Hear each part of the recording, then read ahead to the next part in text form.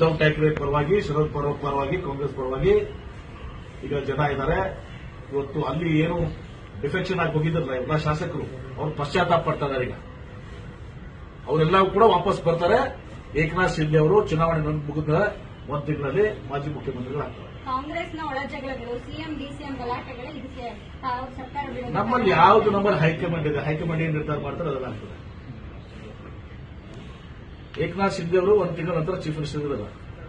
ಎಲ್ಲಾ ಎನ್ಸಿಪಿ ದಿಂದ ಹೋದವರು, ಶಿವಸೇನೆದಿಂದ ಹೋದವರು, ಈಗ ಎಲ್ಲರೂ ಉದ್ದವ್ ಠಾಕ್ರೆ ನೆನೆಸ್ತಾ ಇದ್ದಾರೆ, ಎಲ್ಲರೂ ಶರದ್ ಪವಾರ್ ನೆನೆಸ್ತಾ ಇದ್ದಾರೆ, ಪಶ್ಚಾತ್ತಾಪ ಪಡ್ತಾ ಇದ್ದಾರೆ. ಮುಂದೆ ನಮ್ ದಾರಿ ಹೆಂಗಪ್ಪ, ಫ್ಯೂಚರ್ ನಮ್ದು ಭವಿಷ್ಯ ಹೆಂಗೆ ಅಂತೇಳಿ ಪಶ್ಚಾತ್ತಾಪ ಪಡ್ತಾ ಇದ್ದಾರೆ. ಮಹಾರಾಷ್ಟ್ರಕ್ಕೆ ನಮ್ಮ ನೇಬರಿಂಗ್ ಇಲ್ಲ.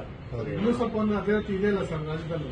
ಏನು ಈಗ ಬಾರಿ ಏನು ಲೋಕಸಭಾ ಚುನಾವಣೆ ಜವಾಬ್ದಾರಿ ಕೊಟ್ಟಿದ್ದಾರೆ, ಗೆಲ್ಸ್ಕೊಂಡ್ ಬರಲ್ಲ ಅಂತಂದ್ರೆ ರಾಜೀನಾಮೆ ಕೊಡಬೇಕಾಗತ್ತೆ.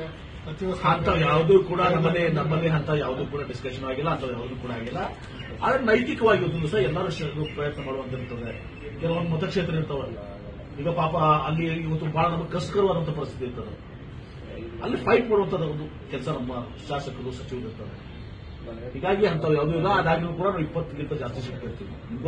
ಸರ್, ಏಕನಾಥ್ ಶಿಂದೆ ಬಣದವರು ನಿಮ್ ಜೊತೆ ಯಾರಾದ್ರೂ ಸಂಪರ್ಕದಲ್ಲಿದ್ದಾರೆ ಅಂತ ಅಂದ್ರೆ ಕಾಂಗ್ರೆಸ್ ಅವ್ರ ಜೊತೆ ನೋಡಿಪ್ಪ, ಏಕನಾಥ್ ಶಿಂದೆ ಅಲ್ಲಿ ಏಕನಾಥ್ ಶಿಂದೆ ಅವರ ಶಿವಸೇನೆ ನಿರ್ಣಯ ಮಾಡ್ತದೆ, ಅಜಿತ್ ಪವಾರ್ ಅವರ ಎನ್ಸಿಪಿ ನಿರ್ಣಯ ಮಾಡ್ತದೆ.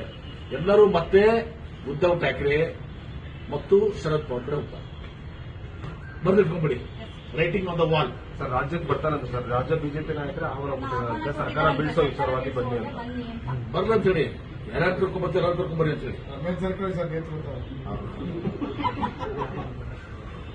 ನಾನೇನು ಮಾತಾಡೋದು. ಧನ್ಯವಾದ, ಥ್ಯಾಂಕ್ ಯು.